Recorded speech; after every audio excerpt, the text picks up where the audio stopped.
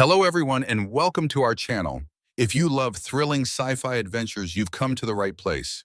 In our latest story, you'll see the epic moment when our unlikely duo, Taron and Princess Althaea, make one final desperate stand on a collapsing death planet, risking everything to seize an Imperial shuttle just as the ground crumbles below them. Will they manage to outrun the cosmic catastrophe and expose the Empire's conspiracy?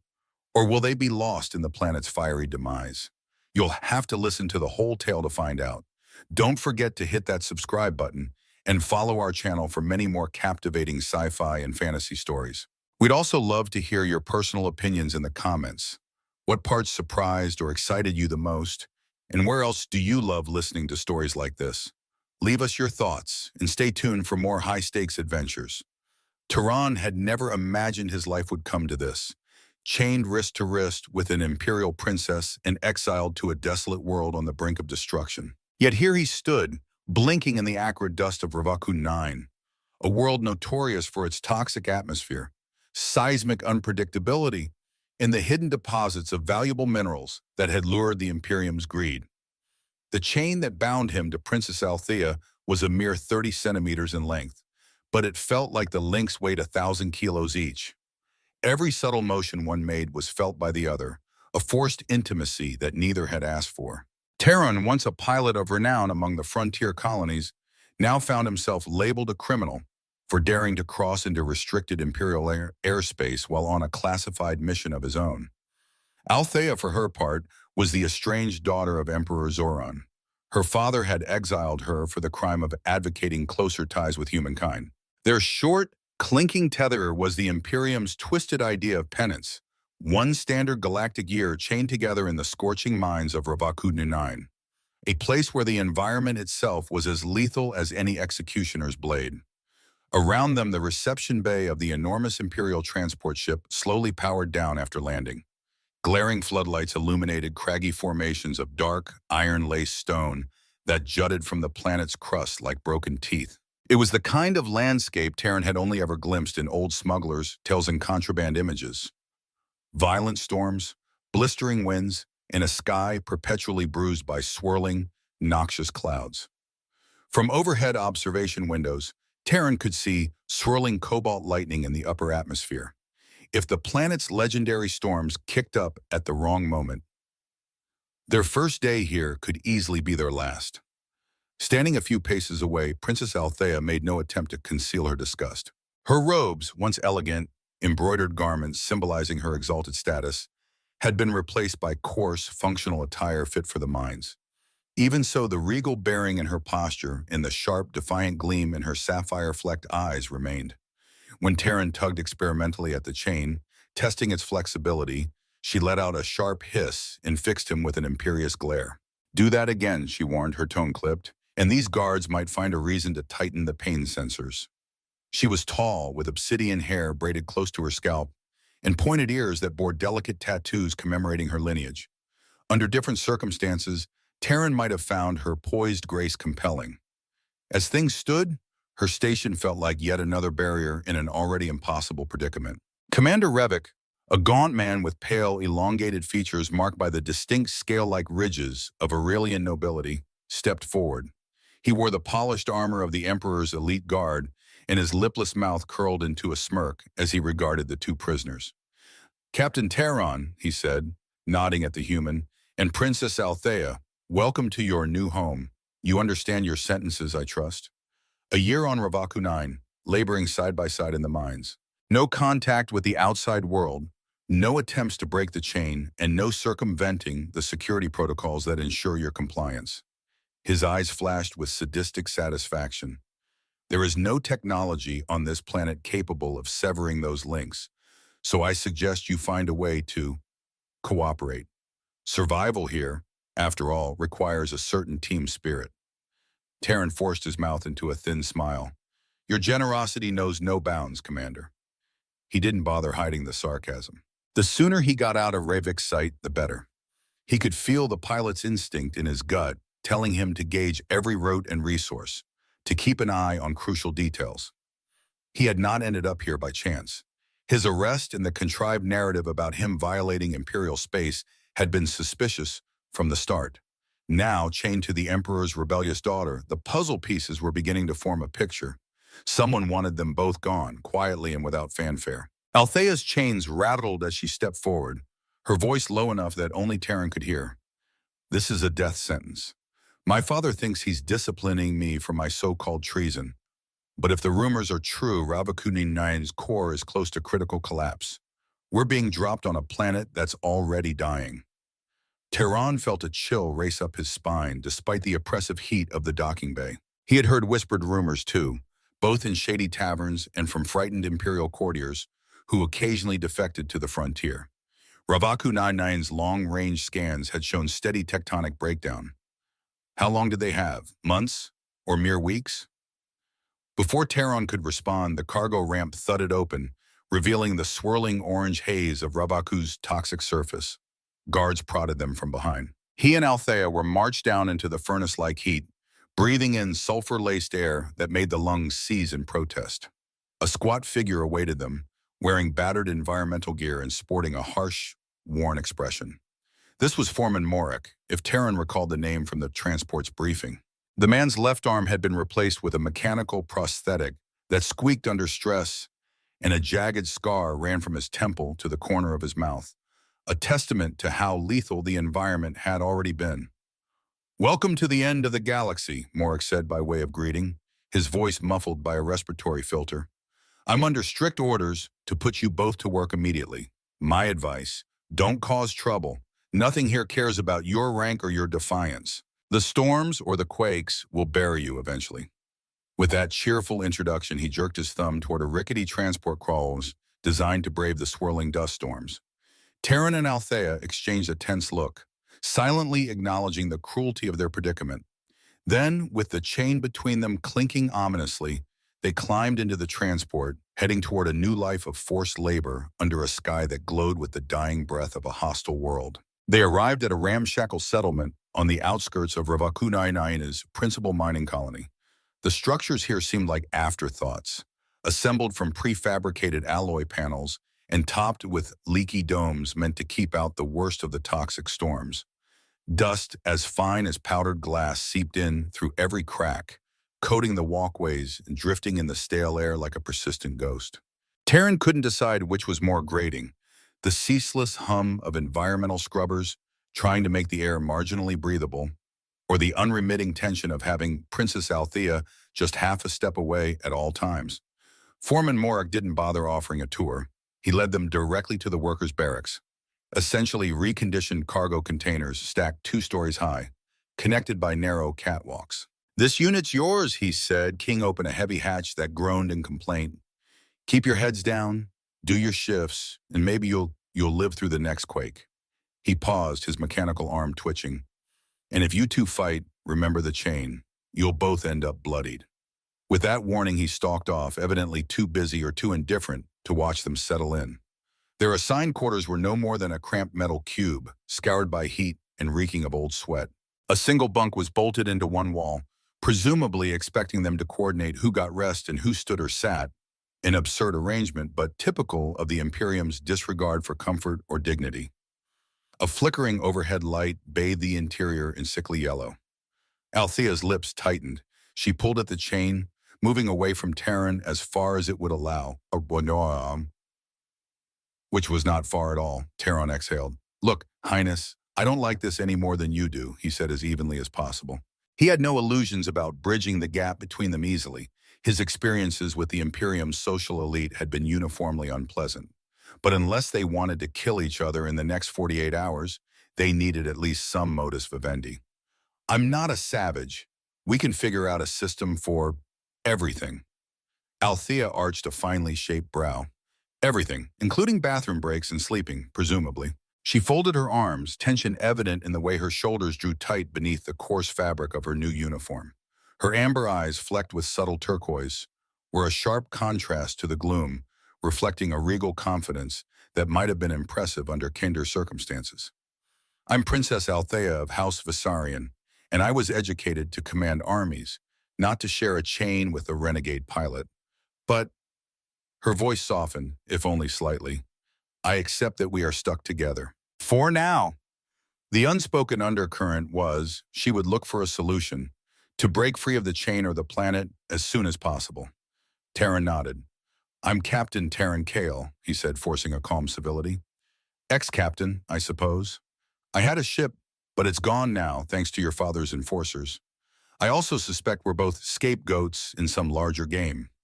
Doesn't matter at the moment. Right now, we survive.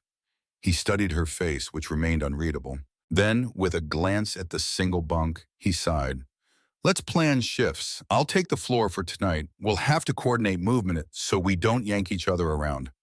Althea's posture relaxed by an infinitesimal degree. She turned to examine the bunk, the chains scraping softly.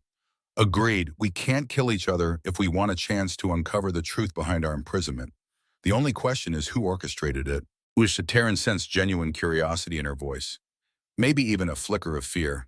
She was no naive aristocrat. Her posture, her voice, her measured composure spoke of extensive training. Perhaps her father's idea of discipline was to throw her to the mines to break her spirit. But by her fierce gaze, Taron suspected her spirit might be unbreakable. A warning klaxon somewhere outside howled, followed by the muffled clank of protective shutters sealing across the settlement. The overhead lamp blinked. Storm, Taron muttered. He'd read about these local storms, swirling with superheated particulate matter that could shred unprotected skin in minutes. They would be confined inside for hours, maybe days, until it was safe to traverse the colony. Althea's hand flexed near the chain that joined them. A silent mutual realization passed between them. Not only were they stuck in this stifling metal box, they were stuck together. The only way out, if there even was one, lay far beyond the barricades of swirling toxins. Morning on Ravaku 9 was not so much morning as a gradual easing of the planet's perpetual gloom. Through a small observation port in the barracks corridor, Taron glimpsed the sky fading from pitch black to a noxious green haze. The dust storm had abated, leaving behind drifts of ash-like sediment that coated the settlement's walkways. The howling wind had quieted to a forlorn whistle. Althea stirred on his bunk. She had eventually let Taron sleep there for part of the night, though they had to trade places multiple times whenever one needed to relieve themselves or shift position. They managed awkwardly through a simple system of gestures and half-whispered requests. Neither had gotten much sleep. The unrelenting dryness in the air and the constant hum of life support units did little to lull them to rest. A loud crackle of static blared from a wall-mounted speaker in the corridor. All new arrivals, report to Section G for orientation and shift assignments, an amplified voice announced. Taron shot Althea a sardonic grin. Orientation. That sounds promising. They gathered themselves, Althea quickly braiding her hair to keep it from tangling in the chain, Taron adjusting the thick gloves and boots meant to protect against the scorching dust outside. They only had a short moment of respite to figure out how they would walk in sync. The corridor quickly filled with a motley collection of alien species and humans, all wearing similar drab clothing, heading in the same direction.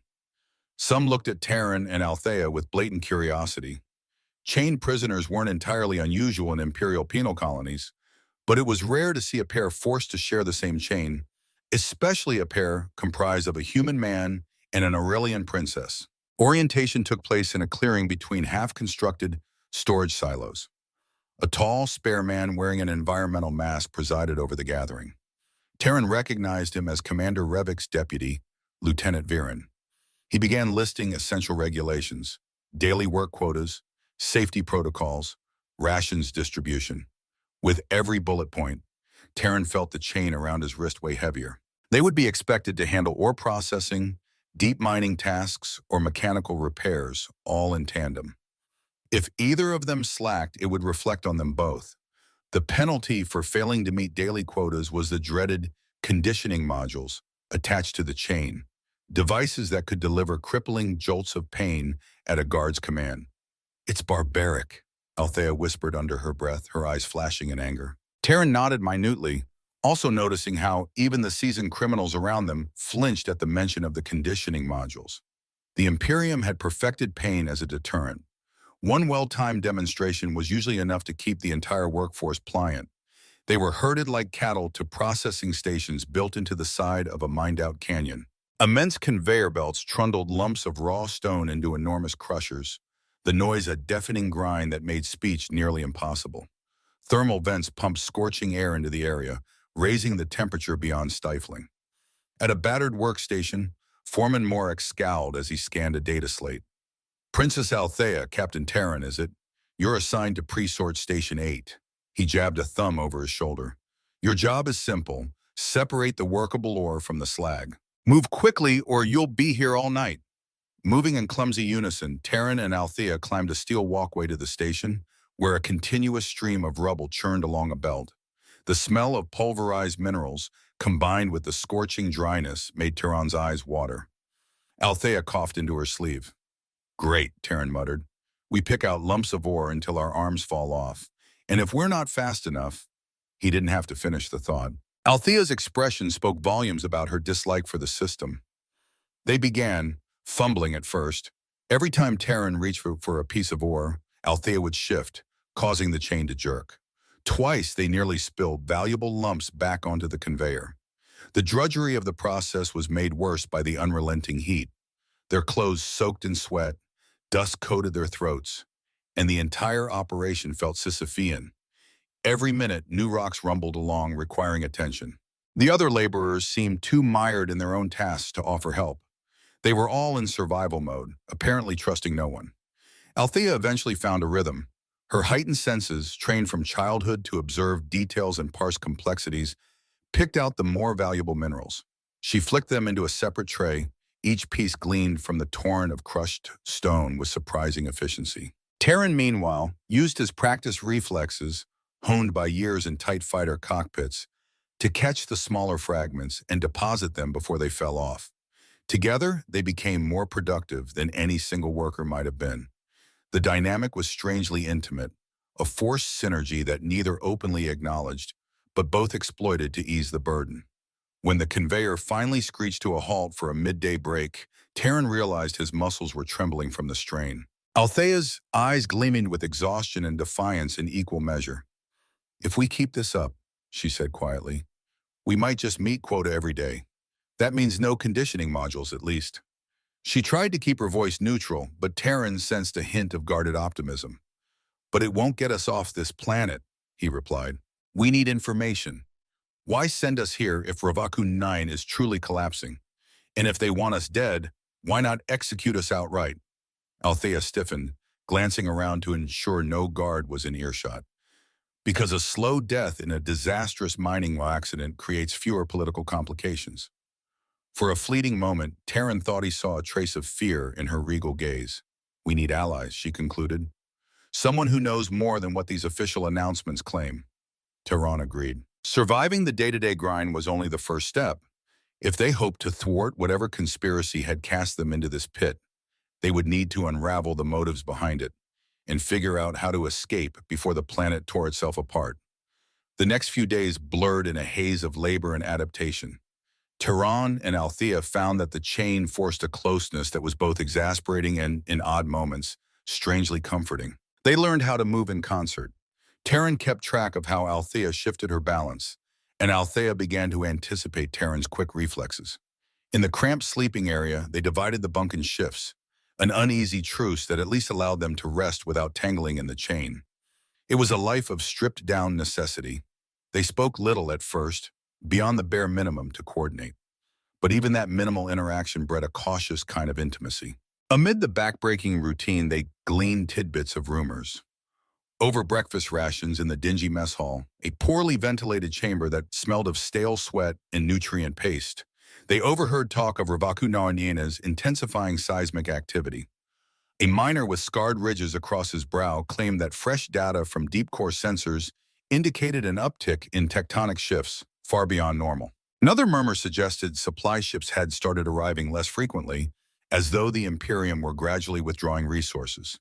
And the name Novarium came up more than once, whispered by a handful of older workers who remembered the initial rush to Ravaku 9, a rare mineral that fetched fortunes in certain black markets and advanced weapons labs. Sensing a thread to follow, Taron and Althaea sought out Dr. Caton, an ex-xenobiologist rumored to have done illicit research for private Imperial contractors. They found her in a makeshift laboratory on the colony's east side, a cramped space cluttered with scanning devices and half-disassembled drones. Durkatayan was a short, wiry human woman with white hair that stuck out in frizzy tufts around her goggles. She glanced up sharply when they entered, her keen eyes lingering on the chain. "So the rumors are true," she said, her voice tinged with dry amusement. "Chained together as punishment, and they chose to drop you here. You must have angered some very powerful people." Althea bristled at the insinuation but spoke carefully. "We need to understand what's really happening with Ravaku 9. Is the planet's core really destabilizing at an accelerated rate? And if so, why continue the mining operations?" Caton tapped a few holographic controls, revealing a swirling readout of geological data. "Because the Empire wants to extract every last gram of a certain element, Novarium X. It's a critical component in advanced starship drives. My guess is that the Imperium is pushing the planet's crust to the breaking point. As soon as they have what they want, they'll pull out, leaving anyone else here to die in the collapse." She shot Taron a grim look. "Easy to label it a natural disaster once they've covered their tracks." The revelation confirmed Althea's suspicions. Her father, Emperor Zoran, or at least his advisors, had orchestrated a profitable scheme. Bleed Ravaku 9 for its priceless mineral, and quietly get rid of troublemakers like a rebellious princess and a meddlesome pilot. Taron suppressed a curse. "Why do they want us working the mines, though?" Durkatan shrugged. "If it looks like you died in an accident, fewer official questions get asked. Publicly executing a royal princess for insubordination could cause an uproar. Throw in a human pilot arrested for trespassing, and you have a neat little scapegoat story. My guess is you both stumbled upon something they need to remain buried. Or maybe your father just doesn't want you stirring up sympathetic sentiment for cross-species alliances." Althea's composure faltered for a moment, anger and sorrow flickering in her eyes. She had once believed her father could be swayed by reason, that he merely needed time to see the value of forging peaceful ties with humanity. Taron guessed she was now realizing just how little paternal affection remained under the Emperor's steel-cold authority. Before they could press Dr. Caton further, a distant rumble made the ground tremble. Overhead, lights flickered, and an alarm resonated through the corridor. "Another quake," Taron muttered, bracing himself. Outside, great clouds of dust billowed across the colony. People shouted, scattering for cover. The planet itself growled in protest, as if to remind everyone that time was running out. The quake turned out to be one of the worst in months, collapsing 2 outer mining shafts and crushing entire segments of the colony's infrastructure. Taron and Althea joined the frantic rescue efforts, forced to dodge falling debris while trying to free trapped miners. Even as they worked, the chain linking them created bizarre, life-saving coordination. Althea, with her swifter reflexes, could scout or pull Taron out of harm's way, while Taron's instincts as a pilot helped him navigate precarious beams and shifting rubble. They saved 3 workers from certain suffocation under the wreckage before the aftershocks subsided. In the rubble's aftermath, Foreman Morik approached them with a begrudging nod. His mechanical arm flexed awkwardly as he gestured toward the areas still needing assistance. "We need all hands on deck. You two? You move well for a pair of forced convicts." It was as close to praise as anyone might get from him. Taron and Althea spent the next several hours hauling away debris, assisting the injured, and dodging newly formed fissures that glowed red with subterranean heat. By the end, their clothes were tattered, their skin coated in sweat and dust, and every muscle ached. That night, or what passed for night under the settlement's artificial lighting, they collapsed into their cramped quarters. The chain was spattered with mud and grime, a tangible reminder of how their day had gone. Taron let out a groan, lowering himself to the floor. "I've never felt more exhausted, and that's saying something. I've crashed starships and walked away feeling better than this." Althea sank onto the bunk, her hair a wild mess of soot and tangles. She gazed at him with a weary half-smile. "We saved those people today." Her statement hung in the cramped air, part affirmation, part question, as if she sought reassurance that their forced bond could achieve something beyond survival. They lapsed into an uneasy silence. Then came a moment that Taron would remember for a long time. Althea carefully removed the ragged glove from her free hand and with trembling fingers reached for his wrist, gently wiping away some dust near the cuff.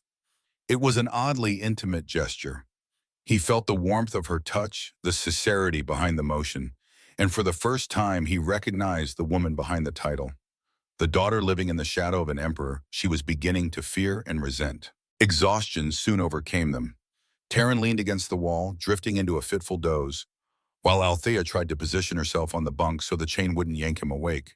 For a brief time, neither was aware of the future's looming dread, nor the magnitude of the conspiracy swirling around them. Their day's labor had been one small bright spot in a galaxy of darkness. Morning brought fresh demands.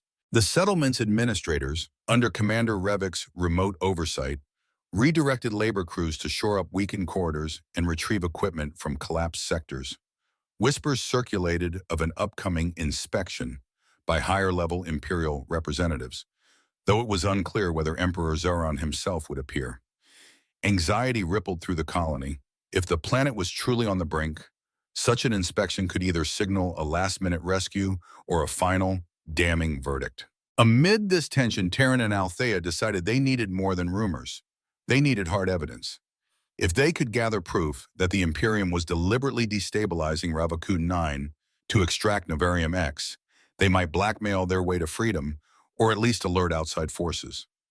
After their shift at the conveyor belts, they sneaked through a restricted corridor leading toward the administrative block. Dr. Caton had indicated there might be digital records stored there, logs that could expose the Imperium's real mission. They almost made it inside an unmanned data hub when a guard patrol rounded the corner. Taron's heart lurched and Althaea tensed. The chain was impossible to hide, and the sight of them in that off-limits hallway spelled immediate suspicion. But right then, the colony's emergency lights snapped to red, accompanied by a shrill alarm. Another quake, or worse. The guard cursed, whirling around, forgetting the intruders as he raced toward the source of the alarm. Taron seized Althea's arm. "We should go. This place might collapse." She hesitated, glancing toward the data hub's reinforced door. "If we leave now, we might not get another chance." Another jarring tremor rocked the building, making the floor pitch. Walls cracked with a terrifying groan. "We won't do anyone any good if we're buried alive," Taron growled, dragging her away. They made it back to safer corridors just before chunks of ceiling crashed down, sealing off the entire admin block behind a wall of debris. Althea stared at the ruins, her eyes haunted. "They'll just keep us in the dark, literally and figuratively. This planet is devouring itself, and we can't prove a thing." Taron swallowed, glancing at the chain. He felt the weight of everything closing in. The planet's meltdown, the Imperium's betrayal, his own uncertain future. "We'll find another way," he said, more firmly than he felt. Althea nodded, though skepticism lurked behind her regal facade. The tremor subsided into aftershocks that rattled the settlement every few hours. Foreman Morik assigned Taron and Althea to a different station, deep in the tunnels where newly discovered veins of ore promised a fresh windfall of Navarium X. Each day, they descended on precarious elevator platforms, accompanied by an assortment of alien laborers, many of whom had long since given up hope of ever seeing freedom. The mines were labyrinthine, with overheated passageways cutting through the planet's crust. Steam hissed from fissures in the rock, and the stench of sulfur made it hard to breathe even through their rebreather masks. During these shifts, Taron and Althea gradually won the cautious trust of a few workers, mostly those who had witnessed their efforts in rescue operations. A Zelanthian named Nox, a tall, gray-skinned being with luminous green eyes, showed them a hidden service shaft that bypassed official guard posts. "If you need to move around unseen," Nox whispered, glancing at their chain, "this might help." Althea thanked her, and Taron offered what little ration credit he could spare as a gesture of gratitude. For the first time since landing on Ravakun 9, they had a sliver of advantage. They also built an uneasy rapport with Foreman Morik. Though initially brusque and cynical, he wasn't blind to the fact that Taron and Althea worked harder than many. Morik rarely offered praise, but he stopped sneering openly at them. Once, during a supply check in a storeroom, Althea noted the mechanical whir of his prosthetic arm. She asked quietly if he had lost it here. Morik nodded. "Early quake, didn't get out in time." His expression clouded as though recalling a personal tragedy. "Lost more than an arm that day." Althea, her voice surprisingly gentle, replied, "I'm sorry." Taron recognized that tone. It was the same sympathy she had shown him in rare moments. a compassion that cracked through her imperious shell. Still, no one dared risk open defiance against the Imperium. Commander Revik's men roamed the settlement with watchful eyes and ever-present weapons. The conditioning modules, rumored to be installed on certain prisoners' chains, served as a cruel deterrent. Taron and Althaea made certain to meet daily quotas, giving the guards no pretext to test that functionality on them. But in the privacy of the dark, cramped corners of the mines, they whispered strategies to each other. "We need to confirm that the Imperium is siphoning unlisted shipments of Novarium X," Taron insisted. "If we can get that data to outside channels, maybe we can force a response." Althea angled her head, considering. "If only we had an off-world communicator. The entire planet's transmissions are monitored or jammed." Dr. Caton became their confidant, discreetly analyzing her samples and rummaging through old Imperium logs. She discovered that shipments labeled as standard mineral exports were actually far more potent. "This reading is off the charts," she said, tapping a scanning device. "They're pulling more Novarium X out of Revaku 9 than the official records show. That means clandestine cargo vessels are coming and going." She paused, her expression somber. "And if the tectonic instability is being aggravated on purpose, deep core fracturing to expose more veins, then the clock is ticking faster than we knew." Late one evening, after surviving another quake, Taron and Althaea retreated to their quarters with new determination. They set about marking a rough map of the colony from memory, using a piece of chalk on a discarded steel panel. Althea's eyebrows knitted in concentration as she traced corridors, elevator shafts, and storerooms. Taron added question marks where they suspected hidden cargo routes existed. Whenever the chain clinked, they paused, adjusting positions so both could see. It was a delicate dance, yet their synergy had become almost second nature. At one point, their fingers brushed as they both reached to add a detail on the map. The contact lingered for a fraction too long. Taron cleared his throat and Althaea drew back, her cheeks warming. We should focus," she murmured. But neither could ignore the tension that had grown between them, a fragile tether of trust in something else that neither dared fully name. The fateful moment came when the rumored inspection team arrived. A small Imperial entourage that included an austere official in shining armor, flanked by masked guards.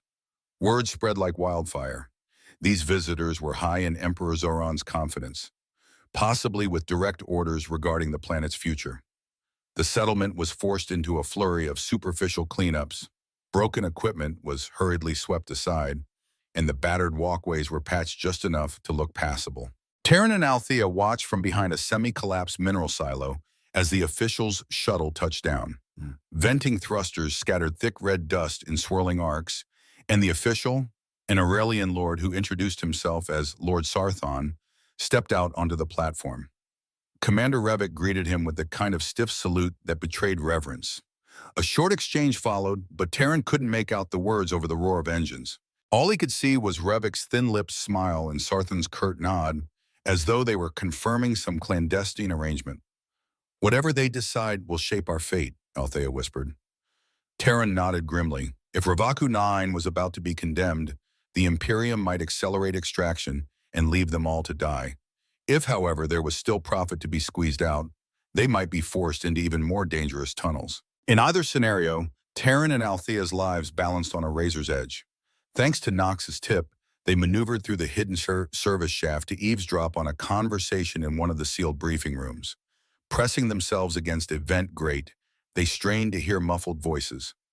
"Our timetable cannot be extended," Lord Sarthon's voice declared. "High-level transmissions indicate the Emperor will not tolerate further delays. We must commence the final fracturing sequence to reach the core deposit of Novarium X." Another voice, perhaps Revik's, replied, "But the tectonic shift could escalate too quickly. If the planet goes critical, we lose all workforce and infrastructure." Sarthon's reply was dripping with disdain. "Collateral damage. The Emperor desires efficiency, not sentiment. By the time the meltdown is public knowledge, we'll be gone. Let the galaxy think it was an inevitable geological disaster." Taron froze, blood pounding in his ears. This was it, proof that the planet's looming apocalypse was engineered. Althea's hand tightened on his forearm, her breath hitching in anger. She hadn't wanted to believe her father's administration would orchestrate mass murder for profit, but the conversation left little doubt. They had to get this information off-world. But how? As they hurried to slip away, a patrolling guard spotted them. "Halt! Intruders!" The corridor lit up with red security beacons. Taron yanked the chain, pulling Althea along in a desperate sprint. They ducked into a narrow passage, alarms blaring behind them. Heavy footsteps of pursuing guards echoed off metal walls. A near miss with a stun bolt seared the air. By pure luck, Taron spotted a maintenance ladder that led up to a half-finished catwalk. He scrambled up, assisting Althea as the chain tugged awkwardly. Reaching the catwalk, they leaped across a small gap to another platform. The guards' shouts grew more distant. Apparently, the structure was too precarious, or the guards were too risk-averse to follow closely. For several minutes, Taron and Althea fled across swaying scaffolding and labyrinthine corridors until the alarms receded. Finally, they found shelter in a disused corner of the colony, hidden behind piles of abandoned ore containers. Panting, they sank to the ground. Althea's eyes gleamed with a fierce resolve. "We have to act now," she said. "The Imperium is about to finish fracturing the core. Everyone here will die if we don't stop them." Taron nodded, unable to suppress the swirl of dread and determination rising within him. "Or at least we have to escape. Get the message out. If we can rally the Frontier or an allied faction, we can blow this conspiracy wide open." Another quake rattled the containers around them, as if punctuating his words with the planet's dire urgency. Outside, they could hear the colony's loudspeakers proclaiming a partial lockdown and searching for the intruders who dared eavesdrop on Imperial secrets. Taron and Althea shared a look that said everything: fear, hope, desperation, and a shared spark of defiance. They rushed to find Dr. Caton to see if she could help transmit any evidence off-world.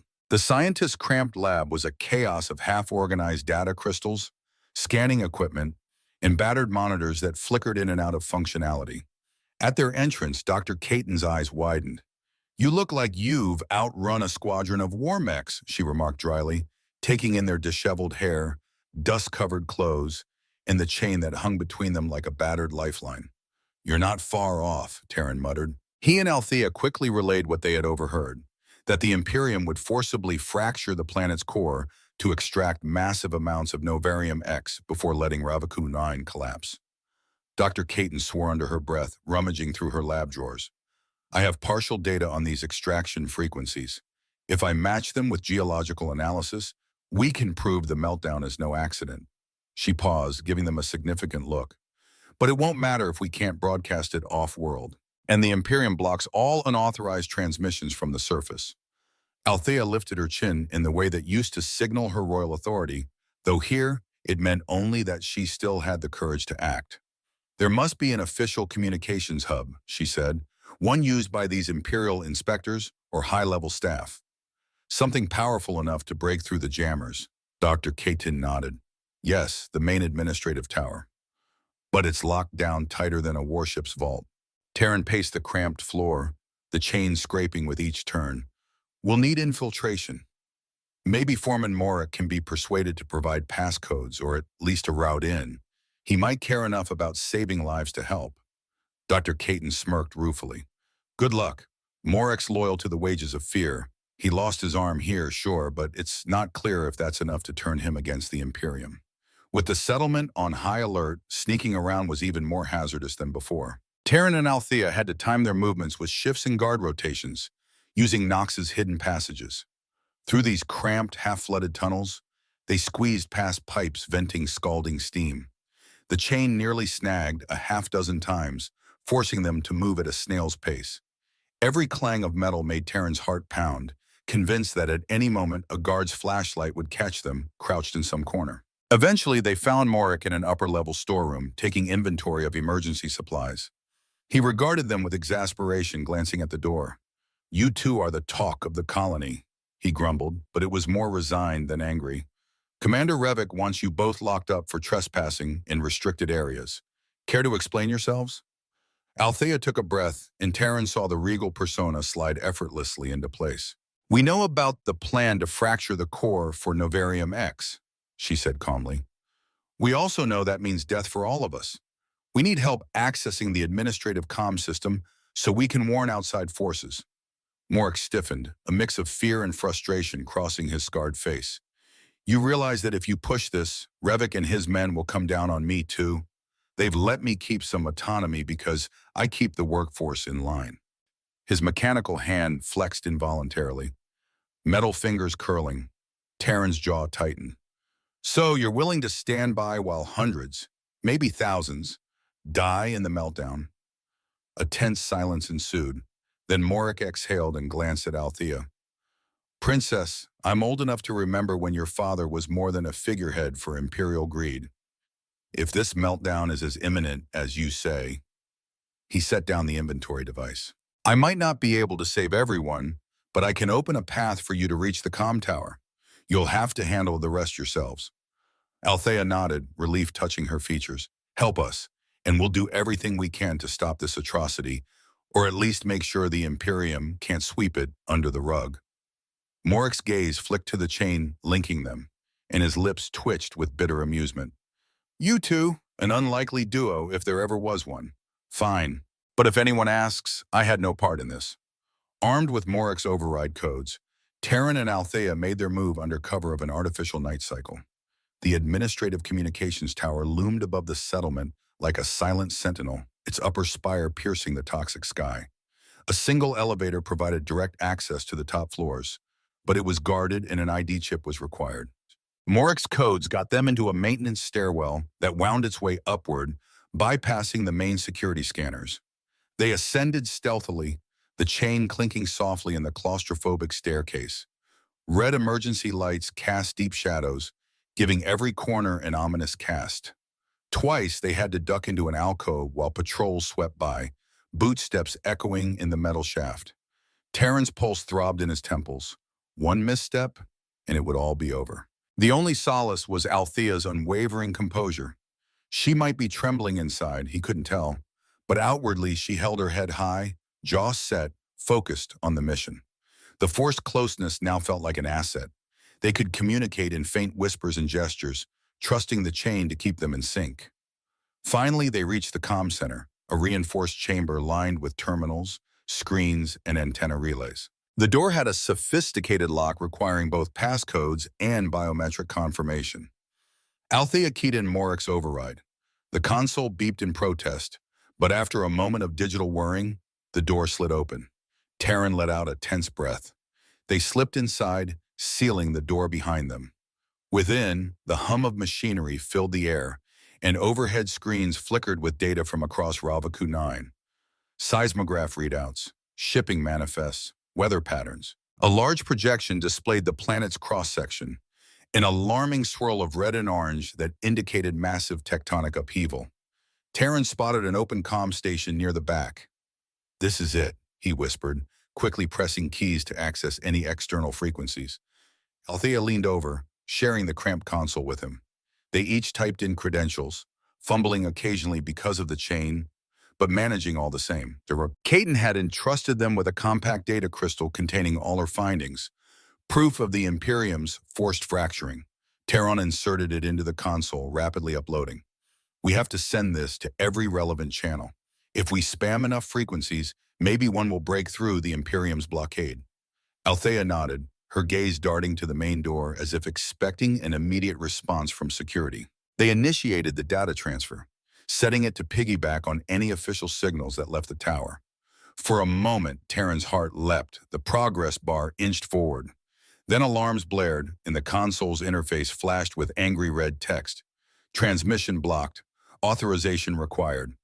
Althea cursed, inputting Morik's override codes again, but the system demanded a higher clearance. We need the Emperor's own codes or something close, she said, dread creeping into her voice. In that instant, the main door hissed open. Commander Revik stood there, flanked by two heavily armed guards. His reptilian features twisted into a triumphant sneer. A valiant effort, my dear princess, he drawled. But as you can see, I anticipated your meddling. One guard raised a rifle, while the other brandished a device that Taron recognized with a jolt of fear. The conditioning module's remote. Drop to your knees, Revik ordered. Now. Althea's fist clenched. Taron lowered his gaze, trying to calculate the odds of disarming them. The chain rattled, and a searing jolt of electricity surged through Taron's wrist, radiating agony that forced him to one knee. He couldn't suppress a cry, though he fought to keep it as short as possible.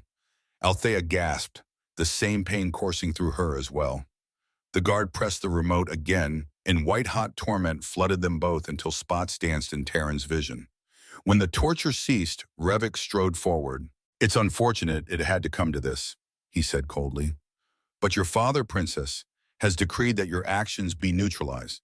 And you, Captain Taron, should never have interfered in Imperial space. I'm afraid you'll be the example that keeps other fools from prying into matters above their station." The commander gestured to the guard. "Prepare a holding cell. We'll see how they fare once the final fracturing sequence begins. Ravakunaina's meltdown will bury any evidence of your treason." Taron and Althea woke in a dimly lit detention chamber, wrists still shackled by the chain, but now also bound to a metal ring anchored to the floor. The conditioning module on the chain sat ominously near the latch, a silent threat that any guard could trigger. The cold metal pressed against Taron's spine as he tried to shift into a more comfortable position. Althea sat beside him, breathing unevenly, her face pale from the pain earlier inflicted. In the subdued half-light, Taron could see a bruise forming along her temple where she must have struck the ground during their seizure. "We have to escape," he whispered, scanning the cell. A single door with a narrow observation slit, no windows, and definitely no friendly faces. The walls were thick, probably reinforced with the same advanced alloy that made the chain. Althea's eyes flickered open. "Taron," she began, her voice husky. "I'm sorry I dragged you further into this." Taron almost laughed at the absurdity. "We were both on a collision course with this from the moment we landed.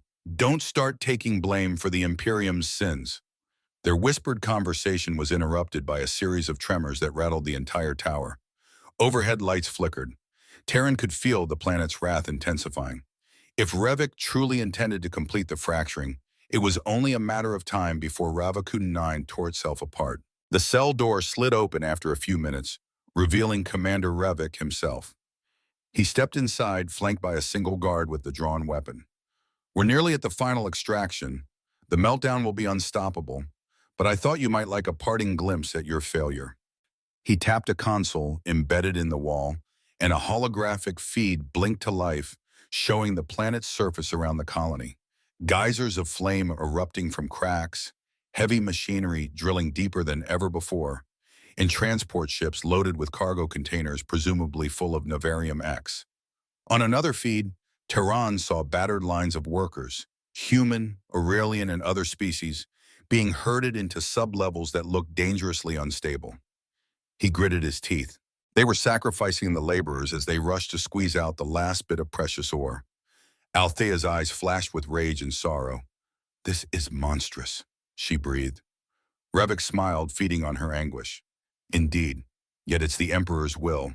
You really thought you could stand against an entire empire with a few stolen comm codes?" Taron's mind raced. They needed to turn the tables. "You've overlooked one thing," and he said, mustering a bold front. "Althea is the Emperor's daughter. If word gets out he murdered her, it could spark rebellion." Revik scoffed. "There will be no word. This entire facility and everyone in it will be lost to a natural planetary collapse. A perfect tragedy. The Emperor will grieve publicly, and that will be the end of it." A deep rumble shuddered through the tower, nearly knocking Revik off balance. He cursed and tapped his communicator. "Report," a crackling voice replied. "Massive spike in seismic activity. The final fracturing triggered deeper faults than predicted. The meltdown may occur sooner than planned." Revik's face twisted in alarm. With one final sneer at Althea, he strode out, slamming the cell door behind him.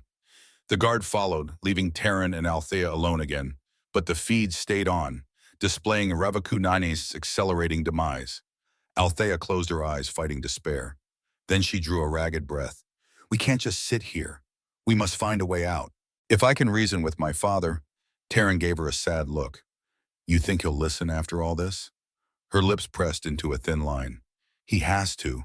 If we can just contact him directly, maybe we can show him the horror unfolding here. Maybe he doesn't know the full extent." Taron tried not to snuff her last spark of hope.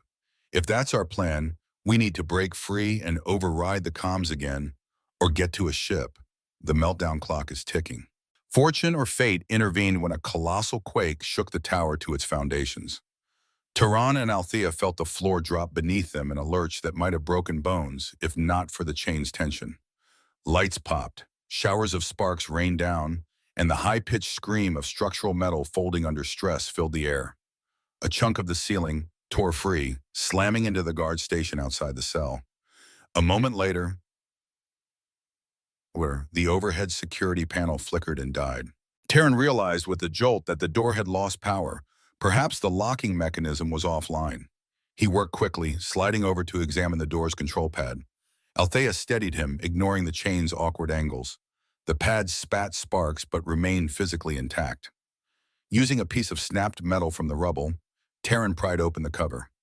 Inside, the circuit board was cracked. The meltdown has begun in earnest, he thought grimly. With the chain rattling at every movement, he manipulated the wires. Althea watched, her eyes shining with that determined fire he was growing used to. "Hurry," she murmured, bracing herself as another tremor rattled the corridor. After tense minutes, Taron crossed two wires. The door hissed, then slid open halfway, jammed by debris from the collapsed guard station. With Althea's help, he forced it open just enough for them to squeeze through, the chain scraping along the damaged threshold. Beyond lay devastation. The corridor was half collapsed, and the guard station was pinned under a steel girder. The guard who tortured them was nowhere in sight, presumably crushed or flung down the corridor by the quake. The air was thick with dust and a chemical stench from ruptured coolant lines. They stumbled forward, heading deeper into the tower's corridors, searching for an exit that would lead them to the landing platforms or any intact elevator. Sparks flickered overhead, casting wild shadows. The entire structure groaned, threatening to fold in on itself. In the distance, they heard faint cries, possibly other prisoners or staff trapped behind blocked passages. Althea tugged Taron's arm. "We can't abandon them. Some might have crucial knowledge or could help us escape." He swallowed. Time was short, but the princess was right. They needed allies. If any loyal workers or soldiers had survived, they might tip the scales. They found a battered side corridor where voices echoed. A group of miners cowered behind a collapsed beam, including Nox the Zalanthian. Nox's luminous eyes widened in recognition. "Taron? Althea? You're alive?" She glanced at their broken shackles and the still intact chain that, ironically, now symbolized their freedom more than their bondage. "Yes, but we need to move," Taron said, helping lift the beam so the miners could crawl out. Nox's expression hardened. "We heard Revik's men talking. They're trying to reach the central drilling station to secure one last load of Navarium X. They've lost control of the meltdown, but they're greedy enough to keep trying." Althea's gaze flicked to Taron. "We might use that to our advantage. If Revik's entire attention is on the drilling station, the landing pads might be lightly guarded." Taron nodded. "We can commandeer a shuttle if we're lucky, but we still need evidence that can reach the outside world. Our earlier transmission attempt failed." Nox stepped forward. "I can gather any survivors from the lower levels. If you two can secure a shuttle, maybe we can evacuate them." Taron admired her courage. Ravakunar 9 might be on the verge of total collapse, but some refused to abandon hope. They parted ways, Taron and Althea continuing upward. Another quake nearly pitched them into a fissure that opened in the floor, revealing a glowing chasm of molten rock far below. The heat roiled upward in waves. Althea clung to Taron, the chain pressing into his skin as they edged around the fissure. Above them, the tower was splitting, and the possibility of it toppling entirely loomed with each fresh tremor. They reached the upper decks, stepping over shattered walls, the dust so thick it felt like dusk at midday. Sparks from severed cables danced overhead, and the metal walkway reverberated with continuous aftershocks. Somewhere beyond, Taron heard the roar of starship engines warming up. Maybe Revik or Lord Sarthon were preparing to flee. In a final surge of desperation, Taron and Althea emerged onto a cracked exterior platform of the administrative tower. The once imposing edifice listed dangerously to one side, high above the battered settlement. From this vantage point, they could see the carnage across Ravaku 9's surface. Massive ruptures spiderwebbed across the plains, spewing fire and molten rock. Explosions dotted the horizon as volatile gas pockets ignited, turning entire sectors of the colony into scorched husks. The sky swirled with toxic storms, shot through with stabs of crimson lightning, a sign that the planet's electromagnetic field was failing. Across the platform, a sleek Imperial shuttle rested on precarious landing gear, engines whining as it prepared for takeoff. A squad of Revix soldiers hurried to load crates into the cargo hold. Taron's pulse quickened. That shuttle was their escape route, if they could seize it. But the guards were well armed, and the platform structure looked ready to collapse at any moment. "This is madness," Althea murmured, her voice both resolute and terrified. They ducked behind a fallen strut to assess their meager odds. The chain rattled softly as they steadied each other. "We can't take them head on," Taron whispered. "We need a distraction." Althea scanned the platform, noticing a damaged fuel line trailing from the shuttle's belly. The quake had evidently cracked part of the fueling station. She pointed it out. "If we rupture that line further, it might force them away from the shuttle or cause an explosion. Either way, we'd have a chance." While Taron crept closer to the fuel line, Althea stayed behind partial cover to provide what meager backup she could, timing each movement with the tremors. When the guards were too busy stabilizing crates to notice, Taron inched forward. Suddenly, a fierce quake rattled the platform, dropping it half a meter, snapping support cables.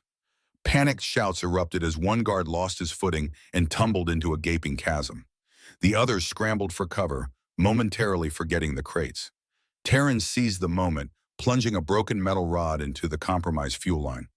A hiss of pressurized fluid sprayed out. Sparks from a dangling cable ignited the vapor. A small fireball whooshed up, forcing the guards to dive away.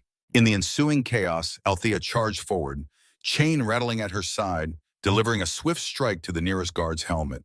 He crumpled.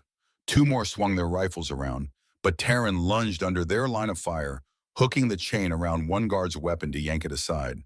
Althea elbowed the second guard in the gut, sending him staggering. With surprising fluidity, they fought as one, each compensating for the chain's pull. Within moments, the guards lay stunned, disarmed, or pinned by collapsed debris. Smoke and flames licked the shuttle's exterior as Taron and Althea sprinted up the boarding ramp. A stray shot from a still-conscious guard sizzled past, narrowly missing Taron's leg. Althea slammed the ramp controls, raising the hatch behind them. Inside, the shuttle's cockpit hummed with readiness. The warning lights blinked about external damage. Taron slid into the pilot's seat. Despite the chain, Althea found a co-pilot station next to him. She quickly accessed the ship's systems, scanning for any chance to broadcast. The internal comm panel flickered. "We can patch Dr. Caton's data through here," she said breathlessly, tapping controls. "It's not as strong as the main tower, but maybe we can get a short-range hyperpulse out." Just then, Commander Revik's face appeared on a flickering view screen overhead, evidently patched in from a local frequency. "Surrender now, or I'll detonate the entire platform," he snarled. "Your father, Princess, will not shed tears for a traitor." Taron locked eyes with Althea, seeing the flash of heartbreak before she tightened her jaw. "My father may not cry," she whispered, "but the galaxy will hear of this crime." She cut the channel, ignoring Revik's threats. Outside, the planet's thunderous roars intensified. Great plumes of molten rock shot skyward, and the ground lurched so violently that Taron wondered if the entire platform would simply tear free. "We have to lift off, or we'll be swallowed," Taron barked, flipping switches. The engines groaned, a violent shudder rocking the shuttle. The chain rattled, a final reminder of their forced bond as Althea stabilized power distribution. With a surge of thrusters, they rose, the shuttle weaving precariously around chunks of falling debris. Taron maneuvered them into open air, all the while glancing at the comm panel. Althea fired up a hyperpulse. "It's transmitting Dr. Caton's data now. If we can just hold altitude for another minute." The hull rattled ominously as a wave of scorching wind buffeted them. Red warning lights flared. Then, in a final lunge of determination, the shuttle cleared the collapsing tower. Smoke and sulfuric haze swallowed the structure below, devouring it in a cataclysmic roar. At last, the hyperpulse beeped to indicate successful data transmission. Althea let out a trembling exhale, tears glistening at the corners of her eyes. "The proof is out there. Whatever happens now, at least the Imperium can't hide it completely." Taron set his jaw, steering the shuttle toward the outer atmosphere. "Let's just hope we're not shot down before we clear the blockade." The only thing that matched the roar of Ravakunaina's final convulsions was the pounding of Taron's heart as he wrestled with the shuttle controls. Althea, her once elegant attire scorched and dust-caked, clung fiercely to her console, quickly adjusting power flow to keep them airborne. The chain that had bound them together for so long still lay on the floor, a silent witness to their struggles. But its significance had changed. No longer their prison, it had become a symbol of the unity they forged in the face of destruction. Below them, a curtain of molten rock devoured what remained of the colony's structures. Even then, Taron caught a glimpse of desperate survivors clambering aboard other fleeing vessels. A pang of hope cut through the terror. Maybe, just maybe, more innocents would make it out alive. With trembling hands, Althea boosted the shuttle's engines. Their destination was uncertain, only that they had to escape the planet's wrath and carry the truth beyond the Imperium's reach.